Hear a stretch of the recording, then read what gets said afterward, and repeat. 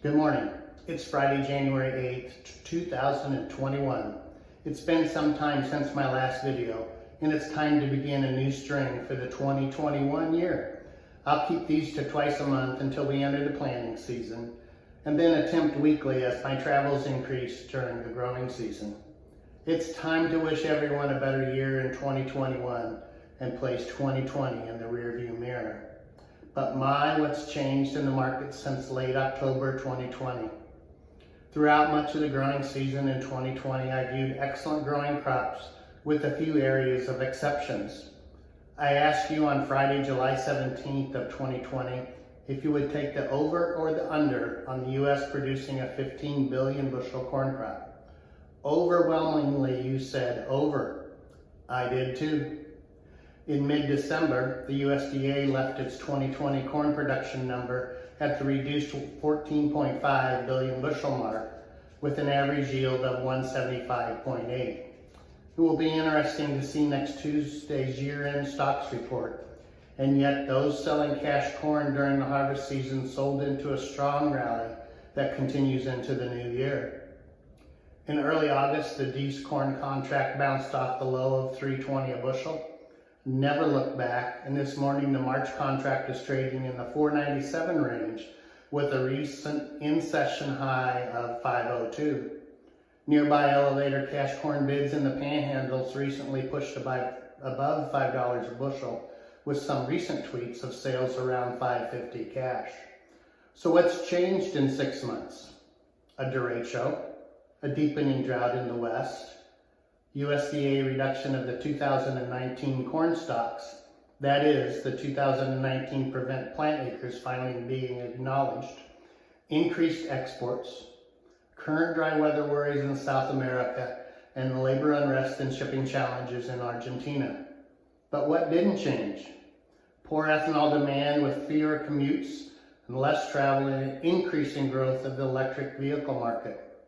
While we in rural America tend to downplay electric cars and trucks, think about this. Los Angeles County has a 10.1 million population, which is larger than any of 39 other of our states. As a county like that converts to electric, what does that do to the ethanol demand? The soybean growth has been even steeper, as seen in this contract with the March trading around $13.70 this morning, with a recent session high of $13.80. So for those of you that raise both corn and soybeans, will you change your acreage ratios in 2021 based on current prices? I'd like to know. Please drop me a text with your answer. The current price ratio is about 2.61 using Dees corn and Nove soybean futures. Historically, any ratio above or below 2.5 has moved the acreage towards the higher value crop. I'd also be interested to know your current and new crop basis levels and how they currently compare to your historical basis at this point in the year. Now I'd like to look at stocks to use ratios going back to 2000. Here's the corn chart with the black line showing the average over this time frame at 13.1%. The current ratio at 11.5 is trending down but has a ways to go before it reaches the 7.4% mark after the 2012 drought. Interestingly, the two orange dots are for the first USDA projections of these two marketing years.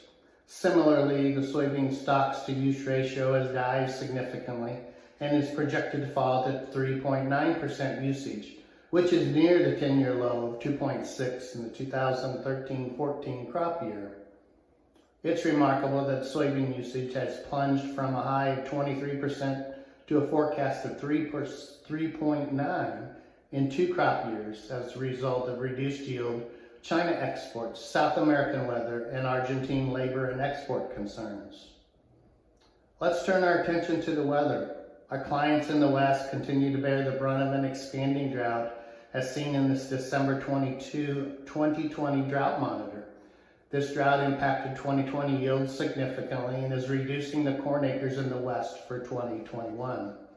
To place some context, this was the drought monitor in December of 2011, ahead of our 2012 weather.